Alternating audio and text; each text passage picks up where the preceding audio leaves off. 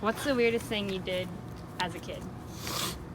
When I was a kid, we had like probably over 10 farm cats that would just come to our house, and I had an airsoft gun that was like big. Like, it wasn't just a pistol, it was like a AR-15 style airsoft gun. So I used to chase them around our farm and shoot them, and it gave me joy because I didn't like cats. I'm Colton, and this is my story. My story starts out, I guess, like any other Christian kid story. I had a good Christian family, raised in a Christian home, blah, blah, blah, blah, blah. Awana, a youth group, all the jazz. Like, based in Christian home, right? But it never, like, really affected my life or anything. I think as a kid, I always thought I was going to hell because I knew I wasn't good. Yeah, but I never made an effort to, like, change any of that or have a devotion of any of mine. Until I got into high school, sophomore year, I went to this church weekend called TECH, stands for Teens Encounter Christ. It's an awesome youth ministry. I worked it for a number of years after. But it was there where I finally realized that, like, being a Christian is more than just the name.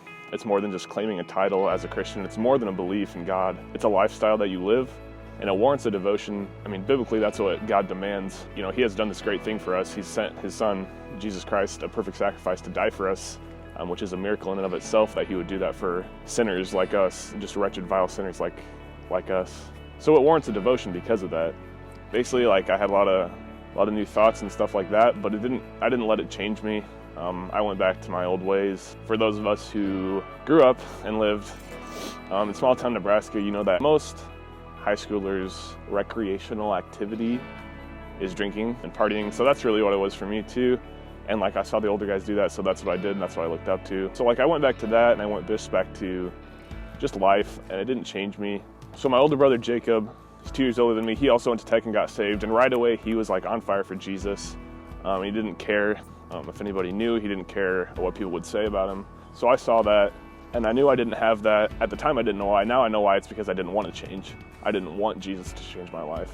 I was keeping him from doing that. So I saw Jacob, and I saw what people would say behind his back in high school, and I did not want that. Because a big theme for me in high school was I wanted to be accepted. I wanted to be liked. So really, I had a couple good friends in high school, but still, like, I cared about what everybody thought of me. So I didn't really let my beliefs change how I lived because I wanted that acceptance. I wanted to be liked. And I saw what people would say behind Jacob's back, like, oh, he's a Jesus freak, oh, he's a Bible thumper, you know, whatever. And I did not want that for me. So that's another reason why I did not let Jesus change my life at the time. And it was selfish, it was sinful. I really was ashamed of it. I was ashamed of my beliefs. I was ashamed of what little faith I had. That was really my story throughout high school. Yeah, and I would put on the Jesus mask during that time. And it did feel good being in a Christian community, being around people who accepted you for who you were. But then I would go back and I would live my other life, which was my actual life of sin. And also, I mean, I joined the Army when I was a junior in high school, and I went to basic training into my junior and senior year. Jacob, my older brother Jacob, went to Wayne, and it was cheap. And I made the decision to come to Wayne. Yeah, so I got here, and right away, like, I got into crew. I met a lot of people, and I met great community, and it was awesome. And again, I realized that I wasn't living the lifestyle of a Christian. I wasn't living with the devotion to Jesus. I still wasn't letting my beliefs affect my life and how I lived it. And it was becoming more and more apparent to me, just because of the great community that was here and the great guys that were here. And they gave me a lot of support too, which was really awesome. But finally, like, I just got sick of it.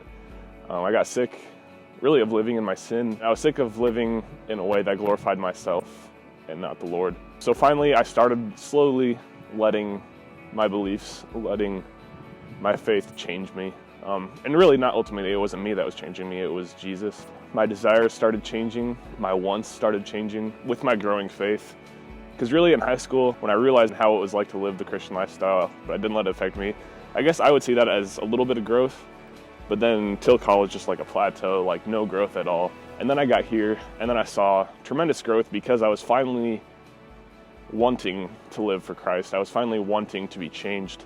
I was finally wanting to be done with a sinful life. Through prayer, through community, and through reading the Word, I was finding more and more biblical truths about the gospel. I was understanding the gospel more clearly. I was understanding that in my natural state, I was totally and utterly sinful, and that's all I was. Without Jesus, I am only sinful. And I was realizing that. And with that, I'm realizing just the miracle of salvation, just the miracle that it is that a God who is all good, all powerful, almighty, sent his only son to die for us, to take our blame, to take the debt we owed, which is death and hell, to take that away from us. Was like, what a miracle, because how undeserving are we? Who am I that the God of the universe would love me enough, not of my own actions, but because of his undescribable love, that he would die for me? That's amazing. And that's the wonderful gospel story, is that an all-powerful, all-good, mighty God would die for lowly, wretched sinners like us. It doesn't make sense, because we don't deserve it. There's nothing we could ever do to earn that. And that's what I was discovering more and more and more. I'm still growing. Like, God is still changing me, showing me areas of my life that need changed, showing me areas of my life that need to surrender to him. And I'm still learning about the gospel, which is awesome, because the gospel is simple, that a child can understand it, but yet it is complicated that theologians don't fully understand it, which is awesome. And it's awesome that we can only keep learning about God. It's not like we can just, put it on cruise and live the Christian American dream in the suburbs and kids and whatever. I mean, that's not bad, but you're always going to be growing in your faith. We won't be perfected till that day that Jesus comes back. And his work won't be completed in us until that day, which is awesome still. This is a story of how Jesus has changed my life. Has he changed yours? There was a guy that peed his pants at Basic. Was it you? No. But I remember seeing it. That was funny. Was he yellow? Was he yellow? Was Was the pee yellow? He peed his pants. How could I tell? Yellow. What's the weirdest Your thing? wire's showing. Shoot. And your phone fell. Not my fault. You knocked it off the chair. They've been touching my butt. Here, you put it in your bag. Yeah, go ahead and tell us about your story. All right. My story probably starts, I don't know where I was going with that. Wayne, and it was cheap. Affordable, sure, whatever. It's cheap. You all know it's cheap. I don't really think it affected me that much, so I guess I don't know really why I'm talking about it. Not a big deal. Okay. What did I just say?